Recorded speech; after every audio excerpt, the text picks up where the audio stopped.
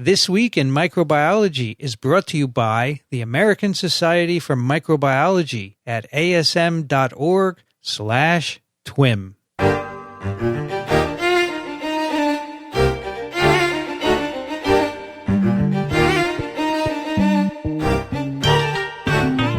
This is TWiM, This Week in Microbiology, episode 219, recorded on June 11th, 2020.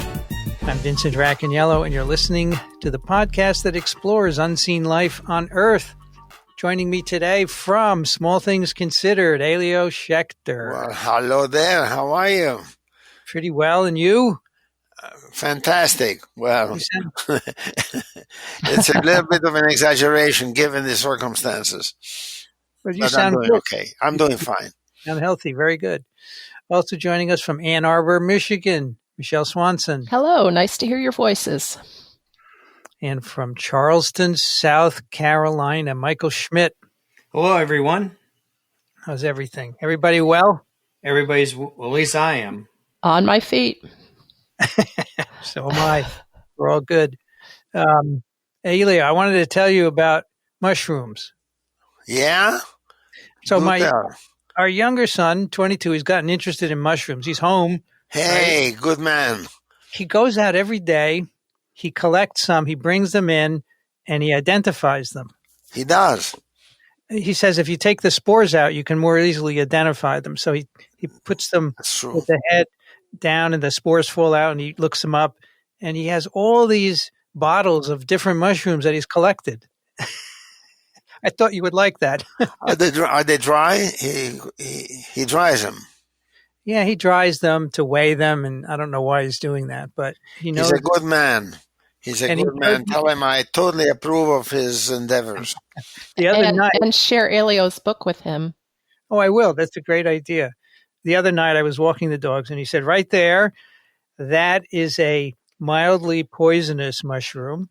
and he said, in our woods, there are hallucinogenic mushrooms, which he's identified. It's interesting because this is not, for your part of the world, this is not the perfect time for mushrooming. It usually comes a little bit later after the first good rains in August. But it can happen. This is a time when it's a little bit late for morels. Morels are edible mushrooms which come in early, typically in April, May. But maybe he can find morels at this time. Tell him to look for them. You know, he walks through the woods and he takes pictures. He has this amazing gallery of photos. I have to send it to you. You would like it. Please. I'd love to see him. All different sorts. And good man, so good man. I'm very impressed that he's doing this, you know. Good man. Must take after his mother, right? Probably. Not after me. All right. Today for a snippet, we have something a little bit different for you. As everyone may know, well, as everyone knows for sure, this country has been going through quite a turmoil in the last few weeks. Which has unearthed, long-standing racial feelings that shouldn't be there. And fortunately, many people are speaking out and trying to do something. And yesterday was Shutdown STEM Day, which, as described by ASM yesterday in an email, it's a grassroots initiative that aims to transition to a lifelong commitment of actions to eradicate anti-Black racism in academia and STEM, because it exists there as well as in other parts of our society, unfortunately. And so I actually canceled a recording of TWiM because I didn't think it would be in the spirit of Shutdown STEM. And so I wanted to just say a few words and refer to a couple of articles in the next 10 minutes or so about this. So yesterday we got an email from ASM, which was very nice. And let me read a paragraph from it. Inaction is not an option, and the only way to combat racism within our institutions and communities is to actively engage in anti-racism work. All facets of society carry the scars of systemic racism, a system built over hundreds of years that holds back and marginalizes our Black colleagues and their voices. And we recognize the presence of racism, not only in the legal system, but also in the world of science. To meaningfully rectify this inequity, we must identify and acknowledge the cumulative of this historical system of oppression. We are aware that ASM is part of this system, and we need to take this time to stop what we are doing, to listen, learn, and create a plan for longstanding, actionable change. So I think that was a very nice statement from ASM yesterday. I have to say that Sunday I participated in a protest in my little town here, where a few hundred of us gathered in a park, and we just listened to people's stories. It was a mix of people of all color. They are all wearing face masks, I may add. I was very proud of everyone. Great.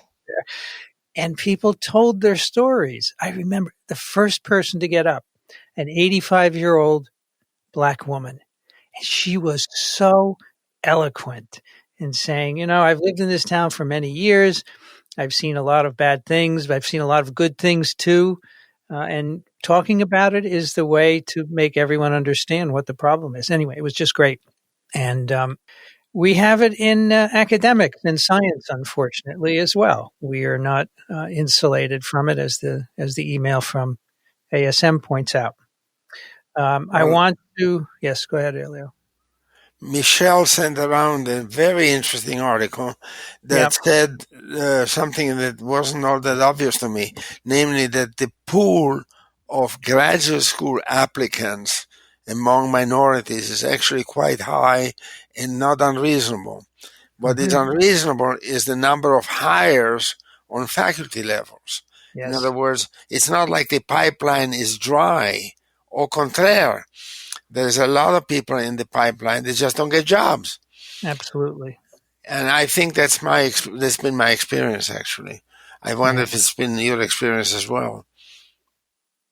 Certainly. Absolutely. It's correct. This is from an article called Strategies to Improve Equity in Faculty Hiring. It is in Molecular Biology of the Cell. It's a perspective by Nidhi Bala from University of California, Santa Cruz. And yes, that's one of the main points of the article. The article does go into things one can do about it, right. But I must say I found that not totally satisfying. I'm not an active faculty member now, I'm retired, but thinking back about the old days and what can be done, it seems that the first thing is to recognize the problem, right? To recognize that this is a problem, that we don't hire enough faculty of people of color, and that we have to do something about it. One of the interesting passages in that article is the section after hiring, retention, and retention. Mm-hmm. And some of my colleagues of color on the faculty senate lament to me often that because we have so few folks of color, they often die by death by committee.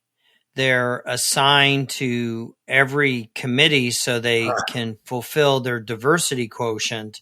Oh boy. And the faculty members of color are often frustrated because they appreciate the need to have their voice on the committees to be heard in academic leadership.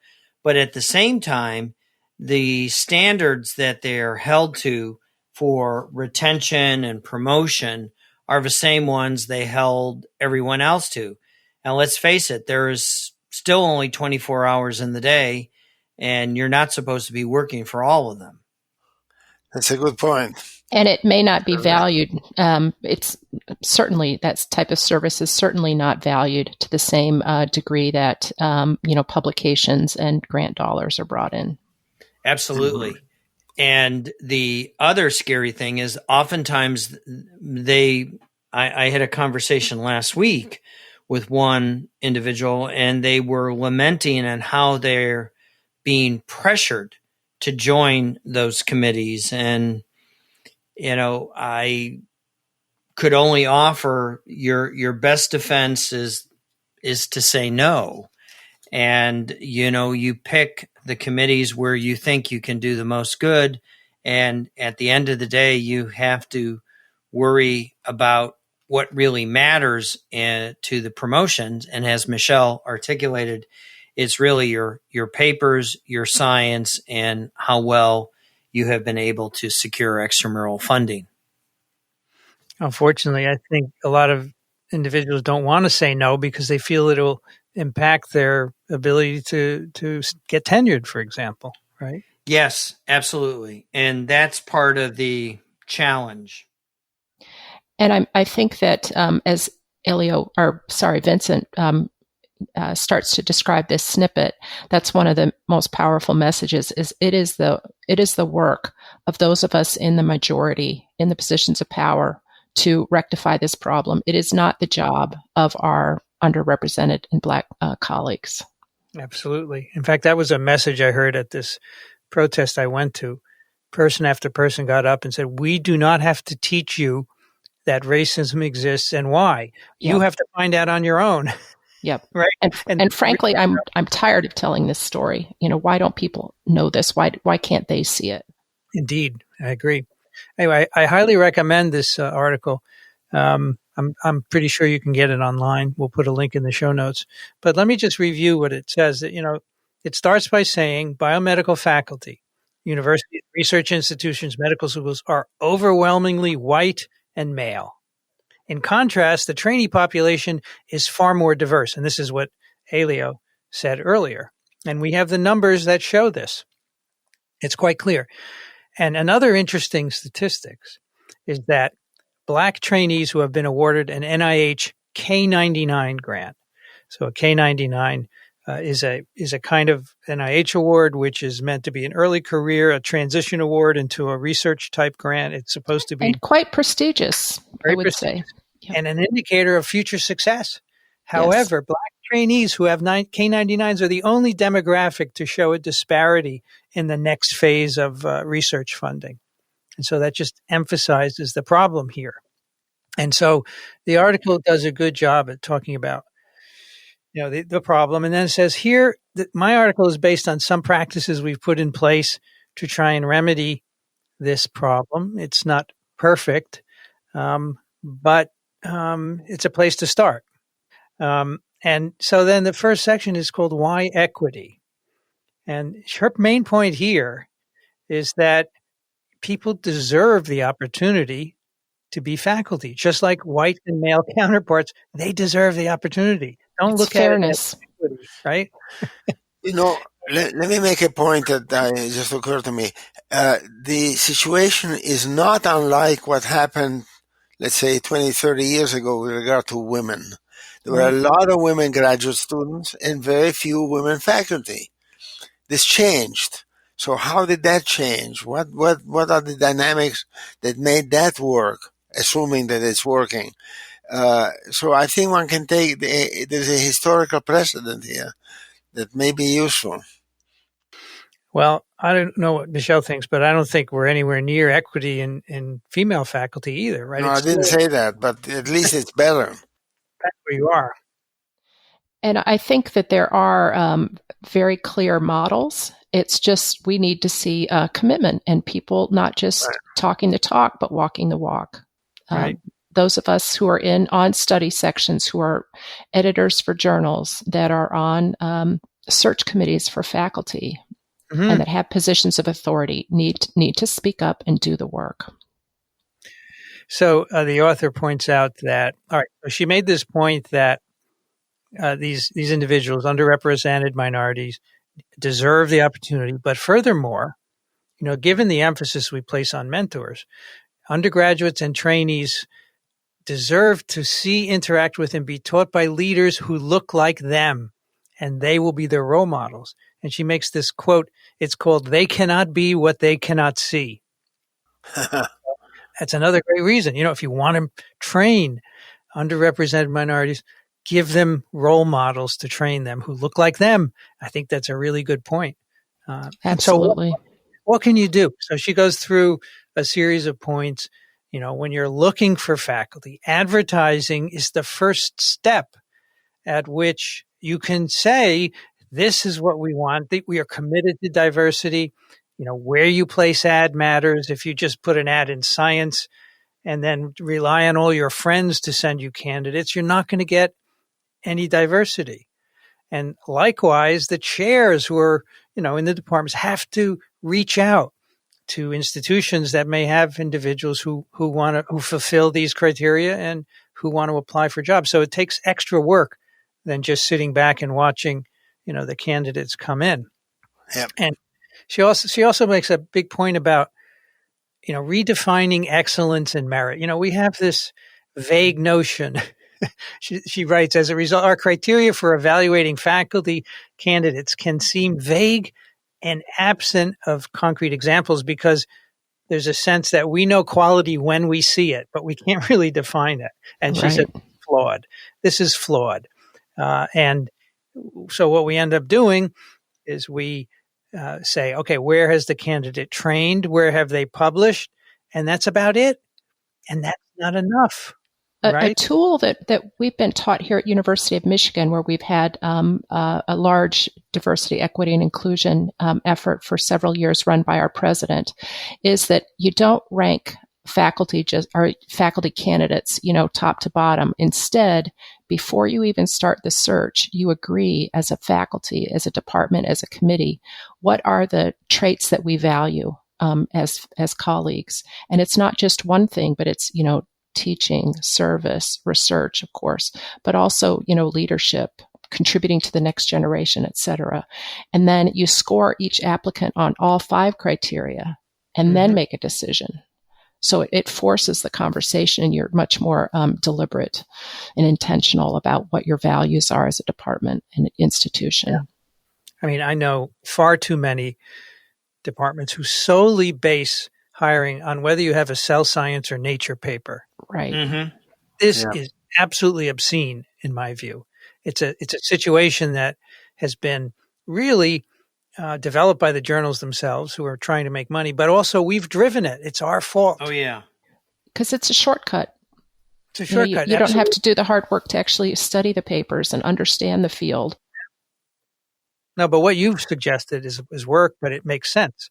Right? Look at a number of one of the points that I really took to heart, and I'm going to pass this on to our postdoc team, is on page 2746. It says, to assess research more equitably and avoid relying on these proxies, Sandra Schmidt, professor and chair of the Department of Cell Biology at UT Southwestern Medical Center, has suggested that faculty candidates summarize their most significant research contributions in graduate school and as postdocs in a short statement, separate from their research statements and CV. So this is akin to writing one of Elio's 1,000-word blog posts for Small Things Consider. You have to really work at making your science approachable to a committee that know they may want a faculty candidate in a particular area, but you have to be able to demonstrate that you can actually do it. And working on a short statement like Sandra Schmidt is suggesting, I think would go a long way to helping elevate a CV out of the pile, so to speak, so that you can really begin to focus. And then the other aspect is what a lot of institutions have gone to is the crazy chalk talk. And many graduate students are not necessarily given formal instruction on how to give a really good chalk talk where they can react to the questions from the audience and to really pivot on their feet as people begin to suggest experiments or say, what if you go down this direction? So I think we as a faculty have to do a better job in training our candidates to get them to the next level. It's not just to get them to do the science at their bench, but it's really to prepare them for the next evolution of their career. They also suggest that they use diversity statements written by the candidates. And this has been used at a number of places that has been associated with increases in underrepresented groups. And these are basically saying, what have you done to improve diversity in your field? They're often de-identified. And I think that's a great idea. I thought that was brilliant. Yeah. Right. As the first pass, a de-identified diversity statement. And then based on that, you decide who goes forward. So you don't know where they're coming from, who they trained with yet. You first value that. I think that's very smart. I do too. The traditional metrics are just biased, and they're going to keep biased forever unless we do something else. So that's really. I'm glad we talked about this. Yeah, I will say, with an election coming up, there are also things that we need to do in the voting booth. So I live in Michigan. We're one of 8 states where the Supreme Court has ruled that we cannot use race, gender, color, ethnicity, or national origin in making decisions in students or public employee. So affirmative action basically is greatly restricted. So I think we need to take advantage of the momentum we have thanks to the Black Lives Matter movement and get pushback on those policies. So, Michele, the president of Colombia is your former. Yes, president. He was here during those 2 Supreme Court cases. And he told us that story, and he said, "Well, we tried to have recruit to increase these groups, and we were rebuffed." So he said, "When I came to Colombia, I tried a different tack, and I said, why don't we have a student body that reflects the diversity of New York City?" And that worked. Yeah. That worked. And so Columbia has an incredibly diverse undergraduate population because of that. And I think that was a brilliant way to do that. Yeah. Our state constitution currently will not allow us to do that. But Michigan, to its credit, has doubled down and is working across the whole campus, top to bottom, to advance diversity, equity, and inclusion. The other aspect is an interview where you can make a big difference. Right. You can really evaluate people independent of all of their other CVs. And she talks about how you can tailor them so that you hire the underrepresented groups. And then, as Michael said, you have to retain people. You have to make very clear what it takes to stay, because often it's not clear. And you have to give people support all the way. They have to have mentors that will help them. And you can't ask them to do too much. Mm-hmm.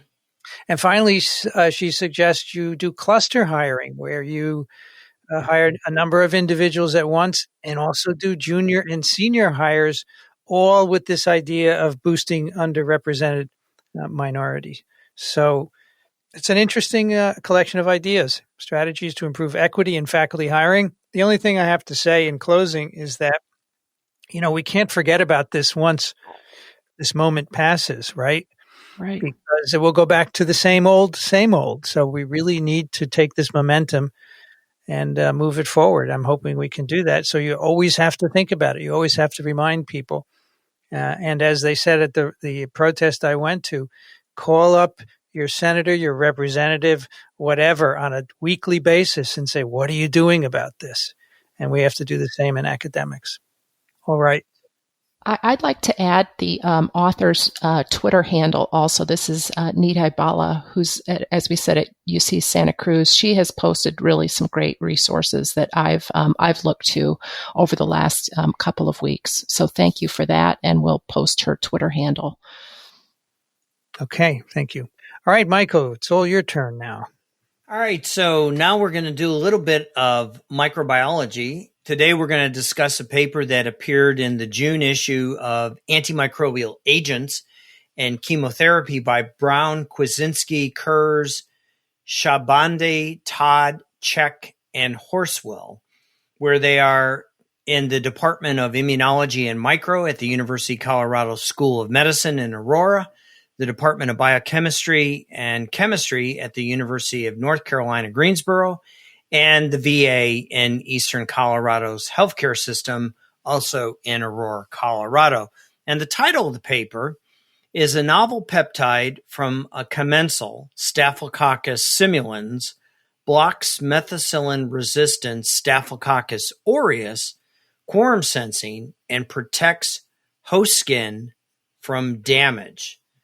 Let me start this off by saying methicillin-resistant Staphylococcus aureus, or MRSA, skin and soft tissue infections are pervasive, often life-threatening, that require the development of non-antibiotic therapeutics if we hope to effectively treat these infections while we're able to then address the issue of antibiotic stewardship and mitigate the possibility of enhancements to the already ever-growing problem of antibiotic resistance.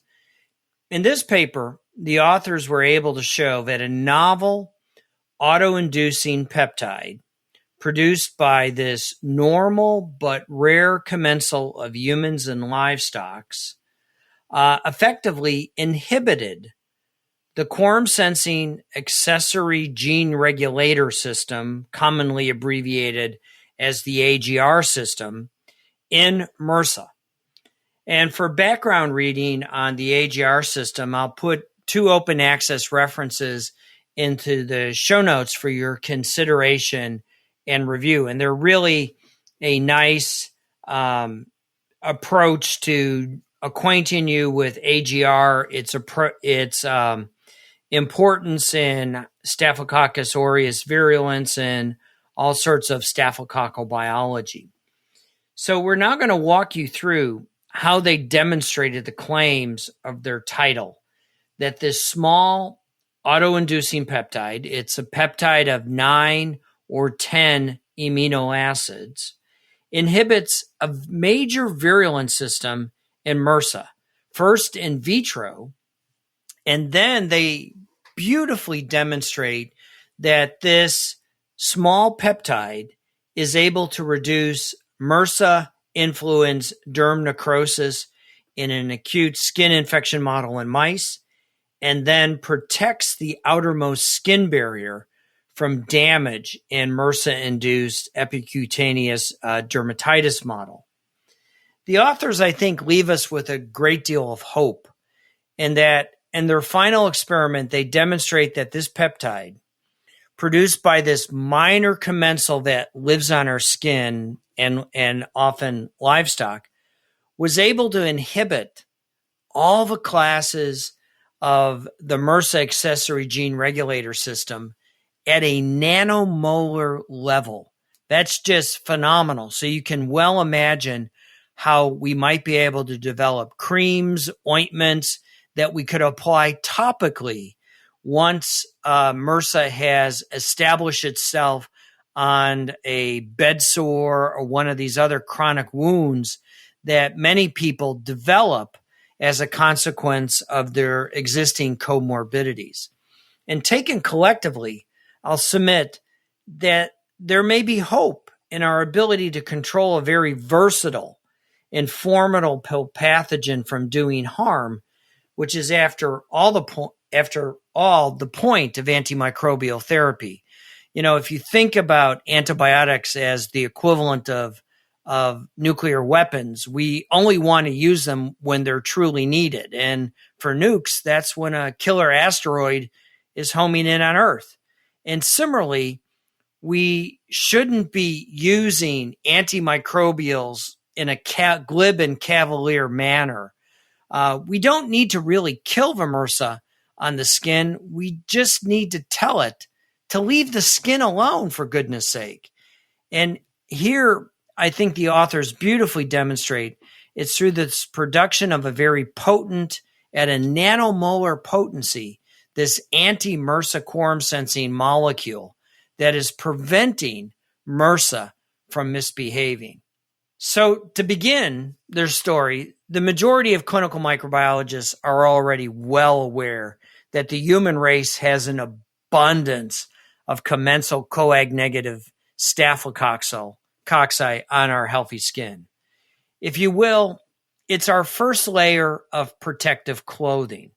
Now, there's a whole field that has emerged that describes how coag-negative staph actively shape our immune response of our skin and coordinates how this outer layer of clothing that we're effectively wearing regulates the development and succession of the skin microbiome.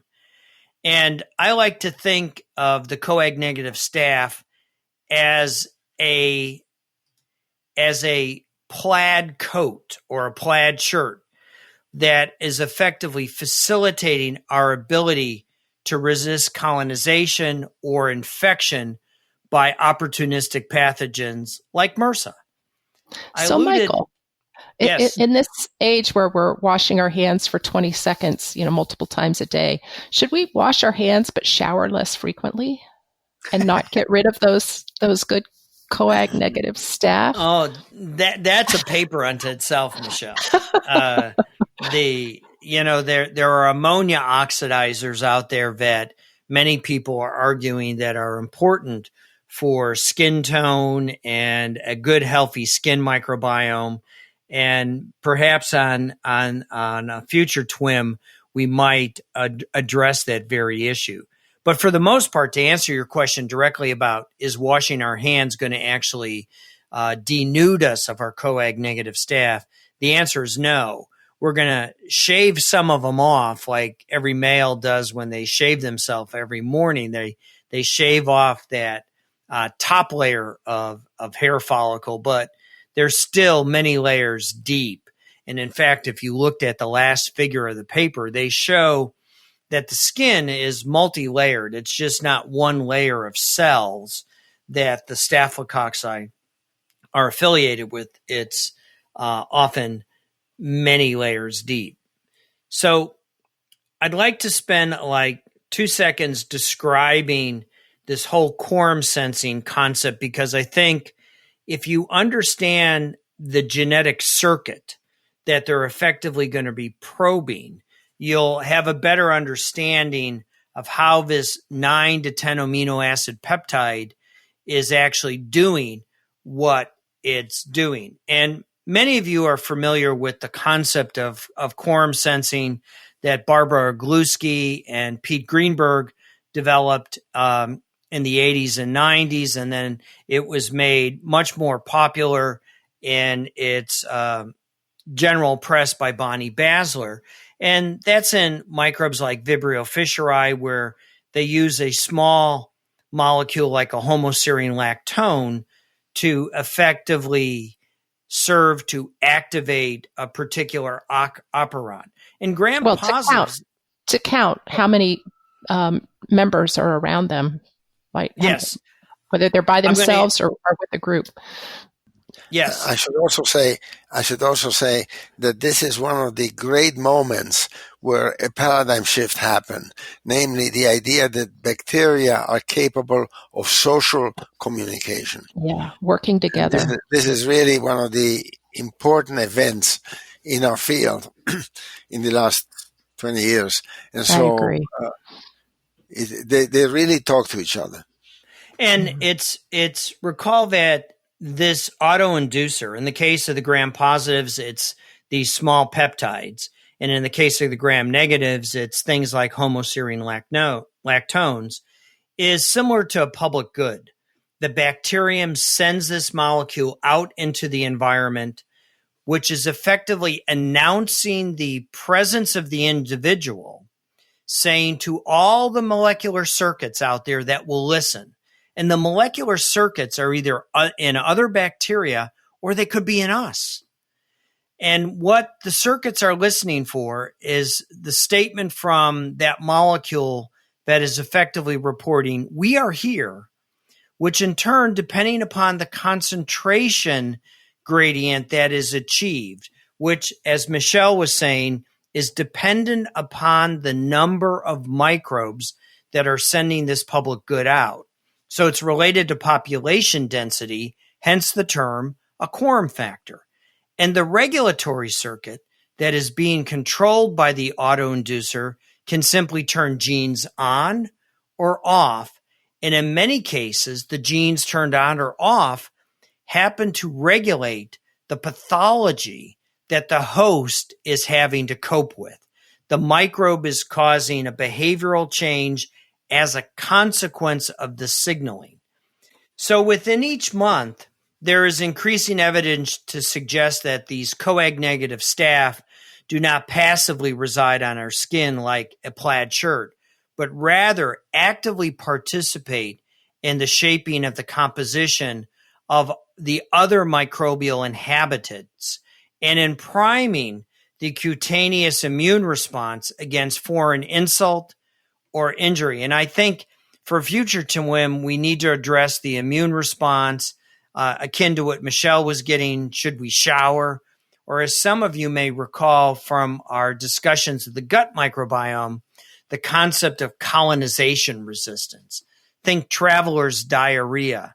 However, for today's discussion, the authors provide us with a sufficient perspective on this concept of colonization resistance and the skin, and offer that the minor actors, if you will, the bit players or the stripe in that plaid shirt, like in this instance, the microbe Staphylococcus simulans, may contribute significantly to the colonization resistance by MRSA for our precious skin. Now, you need to know something about Staph aureus. It's asymptomatically carried in the anterior nares in at least 20% of the human race. And such carriage is coincidentally significantly associated with Staph aureus colonization of the skin. But it's a rare event that we see Staph aureus affiliated with the skin and the human microbiome of the skin.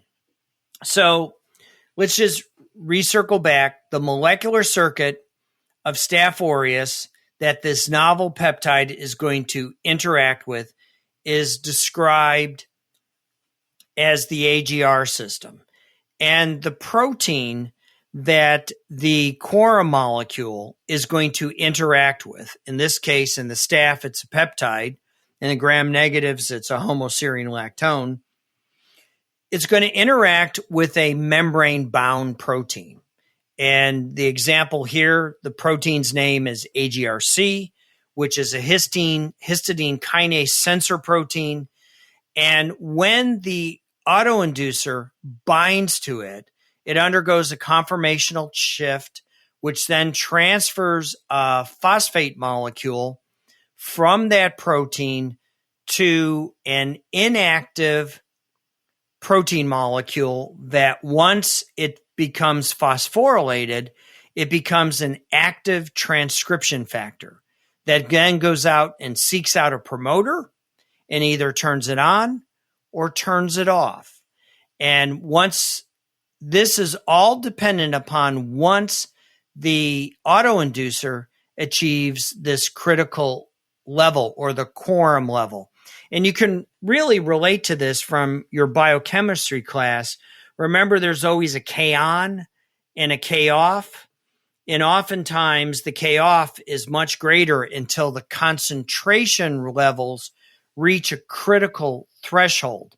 And it's at that point that the phosphorylation of the AGRC takes place and you see the transcription event due to the phosphorylation of the inactive transcription factor that now, because it's been phosphorylated, because of the signal, turns everything on. So the first act that the authors did is they asked a simple question. Do any of our coag-negative staph in our freezer supplies turn the MRSA operon on or off?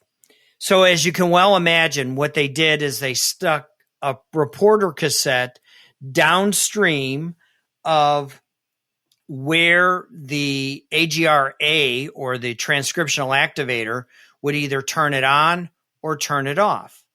And they asked the question of the coag-negative staph that we have in our collection, which one turned things off? And there were three. There was Staphylococcus capri, an organism that normally lives in the crown of our head. There was Staphylococcus intermedius, and then there was the Staphylococcus simulans. Now, the investigators chose to look at simulans because of its high activity. Now, you didn't have to run out and isolate and do a lot of sophisticated biochemistry to get the auto-inducing peptide. You simply had to filter supernatant from the spent medium, because remember, the microbe is throwing this activating molecule out for everyone to interact with. If I could interject, you're emphasizing what an elegant screening assay this was. And actually, they, in this case, is Morgan Brown. She is the first author on this paper, currently a third-year grad student. But she did this first set of experiments when she was a rotation student in the laboratory. So it's a really lovely story to start with an elegant screen, and then, as we'll see, take it really into fine molecular detail. And that's one of the most important things for graduate students out there. Don't view your rotation project as a toss that you can just toss it aside. You can actually learn a lot and actually contribute significantly to the science of that lab and end up with your name on a paper. So now that we know it doesn't happen always, it happens. Well, you as the graduate student have to be a little bit aggressive with the mentor to show that there's fire in your belly, that you really want to move beyond following the postdoc or the other graduate students. It's a lesson too, though, for the faculty to not have their rotation students off doing something that we don't care that much about. But the manuscript is elegantly broken into 3 sections. The first section is really where we begin to characterize the peptide, and the other 2 sections are effectively asking about the biology, how turning off this AGR operon can actually affect a behavior or a pathological change. So their first discovery, and they did this principally in silico, was that the Staphylococcus simulans produces or has the ability to produce 3 AGR autoinducers, if you will, these small peptides. So there's 3 of them, and they did this via an in silico search of the database with a subsequent experiment where they had this regulatory circuit cloned on plasmids, and they asked a simple question, whether or not these constructs that would produce the 9 amino acid peptide of AGR1, the 10 amino acid peptide of AGR2, or the 10 amino acid peptide of AGR3, whether they would turn on the operon of simulants. Can we use the analogy, the bacteria are talking to each other? Are they talking in 3 different languages here? 3 different peptides? 3 dialects. They're talking a dialect, I think. And whether or not the dialect has a meaning in the South versus the North soda is yes, pop or soda is a good example. And I think in the case of to just cut to the chase, in the case of the AGRs that are produced by simulans, they produce soda in simulans, but in the case of MRSA, they don't produce anything. They just turn it off and there's no pop coming out. And it's what Michele has taken us down the garden path is the crosstalk experiments of how these autoinducers can actually talk amongst different staphylococci. And in fact, we know that in the gram-negatives, there is crosstalk between different gram-negative species. And it's well known in the coag-negative staph that the auto-inducing molecule or the small peptides can talk to other operons. In some cases, they turn them on, and in other cases, they turn it off.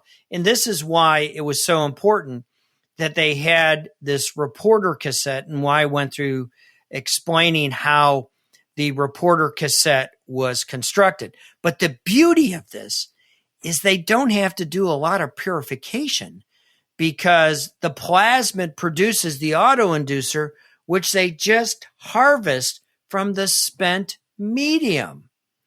And that's really the elegant piece, because you don't have to do a lot of biochemical purification. You just literally filter it, and out comes your remarkable material. And their first set of figures go through this beautifully, and you can really see when the inducer behaves as it should, turning an operon on, and you can see when the inducer turns the operon off in the case of MRSA. So what they then did, and this is where the chemistry bits come in from UNC Greensboro, is they began to characterize the peptides. And they did this principally through mass spec, and they were able to determine the structures. And then they created, because it's not that all challenging to create synthetic variants of 9 amino acid peptides or 10 amino acid peptides. You can, order those online, if you will. And the beauty of it is the synthetic variants that they created worked against the MRSA reporter construct, literally turning it off in very low nanomolar lanes. And in fact, the inhibitory concentration 50, where 50% of the circuitry was turned off, was in the low nanomolar ranges. And they tested that against, there are principally 4 MRSA AGR operons, if you will, that this autoinducer can work against. I'm sorry, if I could also say the lovely chemistry here and the structural work was done at the University of North Carolina, Greensboro. The Horswell Lab has a long-standing collaboration with Nadia Chek and Daniel Todd there, and their students, Luis Cruz and Ali Shabandi, were the masters of the mass spec. They figured out this new technique to identify the structures of these peptides. And then, of course, that set them up to then make variants and do the synthetic peptide work. And we have to sort of jump forward and ask yourself the question, why are they doing the mass spec? And the answer is because the end result. They're looking to really create a material that we can use as an alternative to an antimicrobial. Because at the end of the day, what we want to be able to demonstrate is that MRSA just shuts itself off and leaves our skin alone. And that's what the next set of experiments were all about. They asked the question whether or not it would turn things off. But before we get to the animal models, they asked a really simple question: whether or not the auto-inducing peptide from simulins would prevent expression of an alpha toxin, which is a major MRSA virulence factor and is controlled by the AGR circuit. And they learned that this alpha toxin mediated red blood cell hemolysis for all MRSA AGR types, demonstrating that the potent inhibition of MRSA AGR regulated products at the protein level. So not only did they show it genetically could turn it off by their fluorescent assays using plasmids and whatnot, they actually demonstrated that this would actually translate into an action where you could measure an effect as to whether or not this transacting alpha toxin was getting out into the medium, which is often responsible for that early invasion of MRSA, which can cause all sorts of problems. So now we move into the application phase of their manuscript.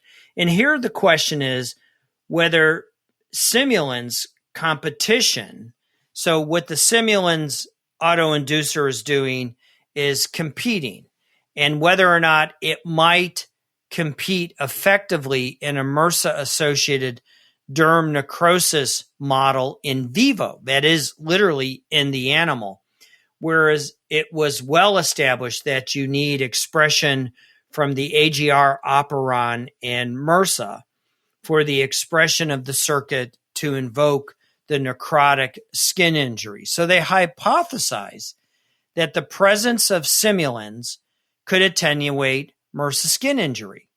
So to test their hypothesis, they had their mouse model of derm necrosis, and they intradermally co-infected a BALB/c mouse with an equal concentration as measured by CFUs of MRSA and simulins. And they simply asked the question, how bad did the derm necrosis get? And you don't even need statistics. You just look at the pictures and you see that the competition is quite remarkable. MRSA alone, you can tell that that ulcer is pretty substantial. With MRSA and simulins together, so we're not doing anything magical, increasing the concentration of the autoinducer or anything like that. We're just mixing equal concentrations of bacteria, MRSA and simulins, and we're able to show that the competition experiment is actually trying to exclude MRSA. And in fact, it was indeed statistically significant. They then went to the next level and asked whether or not the synthetic version of the autoinducer would work as well. And again, you can look at the graphs or you can look at the pictures. 1,000 words. And you can see, yes, you look at the pictures, folks, and this is the beauty of this manuscript. You both get graphs with lots of little asterisks over every data point, telling you that it's statistically significant to 4 sigma. And then you look at the pictures and you say, duh, it works. I mean, and they also look at weight changes to ask the question whether or not the autoinducer was serving as an antimicrobial. And in fact, in their discussion, they talk about many of these coag-negative staph produce antibiotics and they produce other antimicrobials that the staphylococci are known to produce in this dynamic competition between the commensals of our skin as well as the accidental invaders of our skin. And, you know, taken collectively, the autoinducer from simulins or the synthetic variant that they made reduces MRSA-associated barrier damage in vivo. And if that wasn't enough, they then give us another model, which is epicutaneous dermatitis. And here again, the mice were topically associated with MRSA and a 10 or 50 microgram dose of synthetic simulins. And what they measured here was the transepithelial water loss. And as you might imagine, it worked. And in fact, in gross morphology of the skin, the lesions revealed more redness and scaling on skin treated with the vehicle alone than with either dose of their synthetic autoinducer. I mean, it's just absolutely How exciting stellar. must that have been, huh? To go in to lab that day and have a look. Wow. Oh, it's one of these beautiful experiments. You know, you can do graphs and you can see it's doing what it's, and you can do the statistics, but to really see the lesion disappear in the animal with this, it really gives us a lot of hope. And they finish off their paper with a beautiful, you know, tying up the model. And this is the last figure, figure 9, which shows that how this rare skin commensal, if you will, the line in your plaid shirt that just adds some level of distinction to that pattern of coag-negative staph that we have growing all over with us. It protects the skin barrier by effectively just interfering or blocking the MRSA AGR quorum sensing system just simply by mass action. And, you know, remember, MRSA is trying to invade.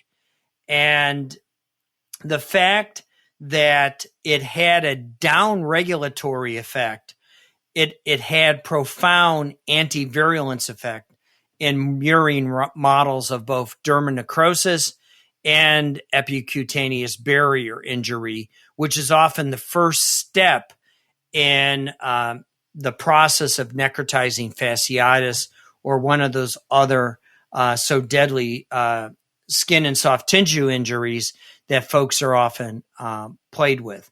So I was very impressed with this. As I said, this was in the June AAC. And Michele, these authors did a fantastic job. Yeah. And they should be Let me tell you a little more about them. As I mentioned, Morgan Brown is the first author. She is a third-year graduate student in the Horswell Lab, but she hails from Cave Creek, Arizona, and she still loves Arizona's sunsets. But at the end of high school, before starting college, she took part in a 7-week research program at the University of Arizona called Keep Engaging Youth in Science. And it was her first real taste of science. She was studying the age distribution of the dengue virus mosquito vector in southwestern Arizona. And then at University of Arizona, in addition to her classes, she was able to do research with Maggie So, who's a leader in our microbial pathogenesis field, and actually was studying a commensal Neisseria there. And here Morgan really was intrigued by comparing and contrasting the host response to commensals versus pathogens, and it really got her hooked in science. So it was thanks to her time in Maggie So's lab, where she got to give lab meetings, have some leadership over her project, meet with Dr. So for one-on-one meetings, work on her presentation, communication skills, that really convinced her she wanted to pursue a career in science and go to graduate school. So she moved to her current institution, and so this is University of Colorado Medical Campus, and is fortunate to be with Alex Horswell. She said that was kind of happenstance that she ended up there. She really appreciates the mentorship that she has received from the postdoc who contributed to this work, Jacob Kowinski.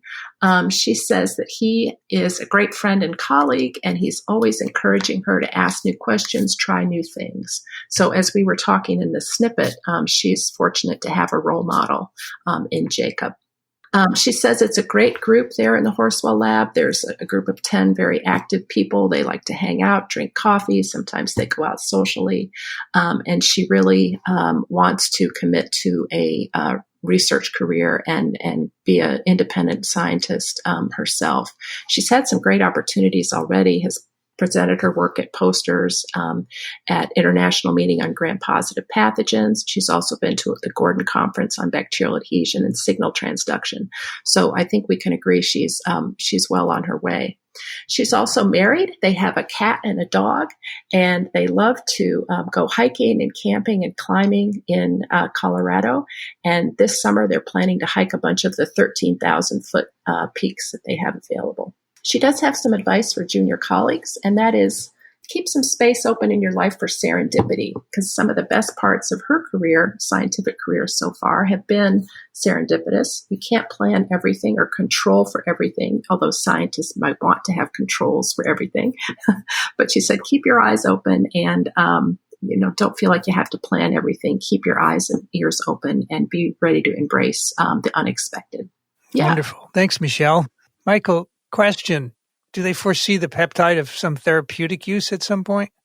Michele, did they offer that up? I would assume so, because it's in the nanomolar range. And Michael, I'm with you. As I read more and more and then saw the mouse studies, I'm like, I'm ready to rub this on my skin. But I thought it was interesting. In the discussion, I thought they were very careful and conservative and say, we still need to, this is in a mouse model. We need to check in humans. We have to see, they're very conservative in their language. So I would hope they've got they protected the intellectual property, but I didn't ask that.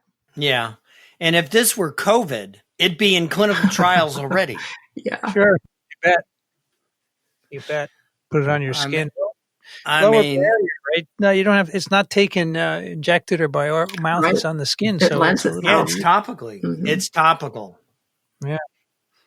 All right. Thanks, Mike. And that's the beauty of the system. Since we can't have a TWiM without a discussion of COVID-19, I'll put into the show notes this interesting article that's also open access that appeared in the May-June 2020 of MBio entitled Pandemic COVID-19 Joins History's Pandemic Legion. It's an interesting piece on the past pandemic history of the human race. And it's an interesting read that's not specific to COVID, but it tells us a lot about past pandemics. So you might find it interesting as you read through it. And it's from David Morans, Peter Danzig, Howard Mackarl, and Jeffrey Taubenberger. And they're from the NIH at NIAID, as well as EcoHealth Alliance of New York and the Center for the History of Medicine at the University of Michigan's Medical School in Ann Arbor. Go blue. All right. TWiV 219, show notes, microbe.tv/TWiM. Questions and comments, go to twim@microbe.tv. And if you like what we do, consider supporting us, microbe.tv/contribute. Speaking of Go Blue, that's where Michele Swanson is, University of Michigan. Thanks, Michele. Thank you. Elio Schaechter is at Small Things Considered. Thanks, Elio. My pleasure. Thank you. And Michael Schmidt's at the Medical University of South Carolina. Thank you, Michael. Thanks, everyone. I'm Vincent Racaniello. You can find me at virology.blog. I'd like to thank ASM for their support of TWiM and Ronald Jenkins for the music. This episode of TWiM was edited by Ray Ortega. Thanks for listening, everyone. We'll see you next time on This Week in Microbiology.